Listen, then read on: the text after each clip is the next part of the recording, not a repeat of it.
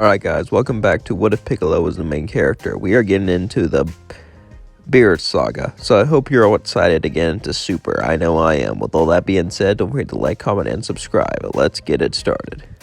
We cut to Beerus dreaming, but Beerus wouldn't be dreaming about a Super Saiyan God. Well, partly.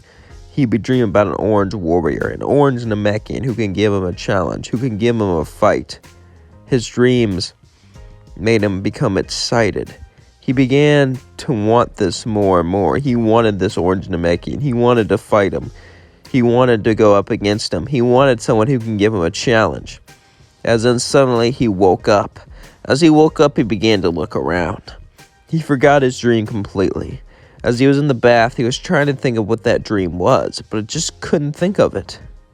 Eventually, however, he would remember the orange Namekian. He would sit up and say, "Whis, tell me about this orange Namekian." Whis would be confused, but as he looked, he would see that there actually was an orange Namekian named Piccolo. Everyone's kind of heard of Piccolo before. He was the one who saved the universe from Majin Buu. Supreme Kai knows about him. Whis would tell Beerus about Piccolo, about how he was different from Namekians, and about how he was the one who saved us all from Majin Buu. Beerus would ask to go to Namek, but Whis would say he's not on Namek, Lord, he's on Earth. Really? Yeah, he was born on Earth. A long time ago, Kami split all of its evil, and that was Piccolo. But when he died, he had a son, and his son, this Piccolo, became good. Fascinating. Well, not much for a history lesson. Let's get on with it. Beerus and Whis would then begin to travel. As they are traveling, Piccolo would sense something. Piccolo has sensed God Ki before, since he's fused with Kami.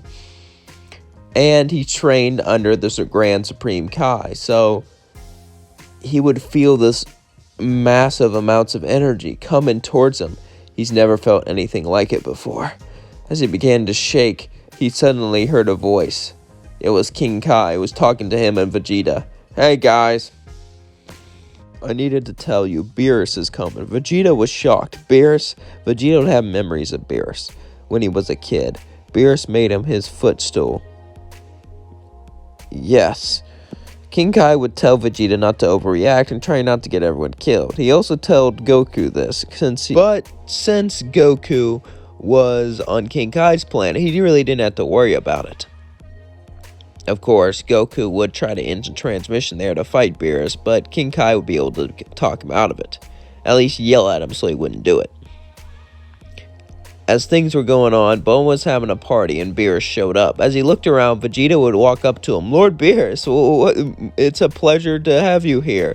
Why are you here? Why have you decided to grace us with your presence?"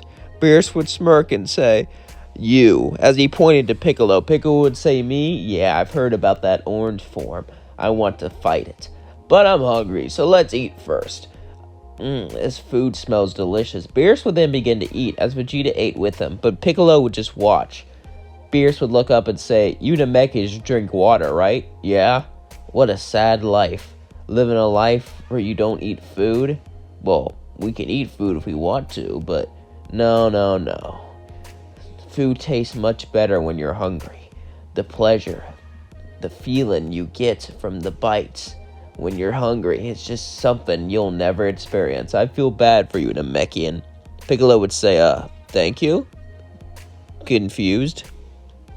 Eventually, Beerus would finish eating. After he finished eating, he would get up and stretch. "Alright, Namekian, show me what you're made of." Piccolo would first turn into his yellow form, testing Beerus. And as Beerus fought, Beerus would smirk. As they both began the battle, this form was quite interesting, like a Super Saiyan. However, it wasn't what Beerus was after. Beerus would say, "Enough cheap tricks before I blow up the planet." Piccolo would then smirk and say, "Alright, Lord." As then he turned orange. The power coming off him was incredible. Beerus would say, "Amazing, you got all this without God Ki. I'm gonna have fun." Beerus and Piccolo would then begin to fight each other.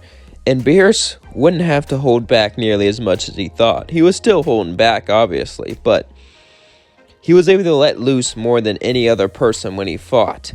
And this intrigued Beerus. It made Beerus feel power like he's never felt before, at least from a mortal.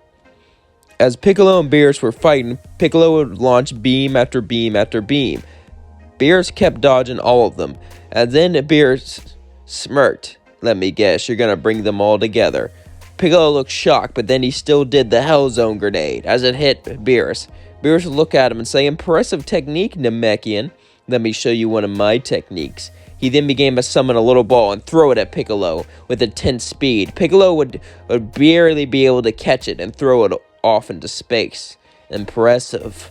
That was interesting. You know, Namekians are usually known for being peaceful. Sure, they have a warrior kind, but that clan's not that much of them. And the Dragon Clan is what's most famous. However, you're interesting. That orange form reminds me of the dragon from the Dragon Balls. Piccolo, you sure are a unique person. Now, let us continue. Beerus and Piccolo would continue the fight and push each other as the sky began to shake and shockwaves sent out throughout the entire sky. Everyone looked up and began to watch. Vegeta was intrigued. He's never seen this before. He's never seen Beerus go all out and fight someone. It became more and more entertaining. So entertaining that Goku teleported away from King Kai's planet onto Earth. As he appeared in front of Vegeta, Vegeta was shocked. "Kakarot, what are you doing here?" "Oh, I just want to watch the fight." He would look up and continue to watch. But Beerus was far stronger than Piccolo. Even though Piccolo put up one hell of a fight, he couldn't win.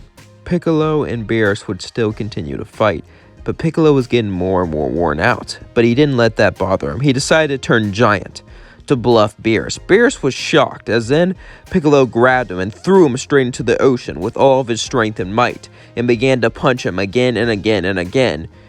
It was way easier to hit him while he was giant also, but that made him a bigger target. So Beerus shot him with a massive key ball, launched him straight into the sky. As Piccolo grabbed it, he threw it out into space and began to breathe heavily as his orange form faded away. Beerus would fly up to him and say, "We've been fighting for quite a bit now. A couple hours straight. You managed to keep up with a destroyer." "Never forget that, Piccolo. You're something special. Don't worry, I won't destroy your planet. At least not yet." He then flicked Piccolo as Piccolo fell down to the ground. Then Beerus flew down and began to say he needed a Super Saiyan God now. As Goku would then get an idea, he would ask Shenron about the Super Saiyan God. Shenron would tell him, but this time they would have Vegeta do it.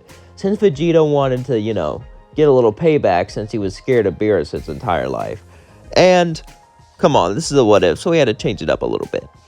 Vegeta would be given God Ki, as then he would go up and fight Beerus. Beerus would begin to fight Vegeta, but Vegeta wasn't as strong as Orange Piccolo, so he had to ease into his power. Beerus was a bit annoyed he wasn't as powerful, but he was still having a good time, so it's not like he can complain. Vegeta kept on fighting. He kept on pushing himself further and further, trying to break beyond his limits. As Vegeta said, "You made my father a footstool. You made me bow before you. I may not be able to win, but at least I can fight you. At least I can fight a destroyer.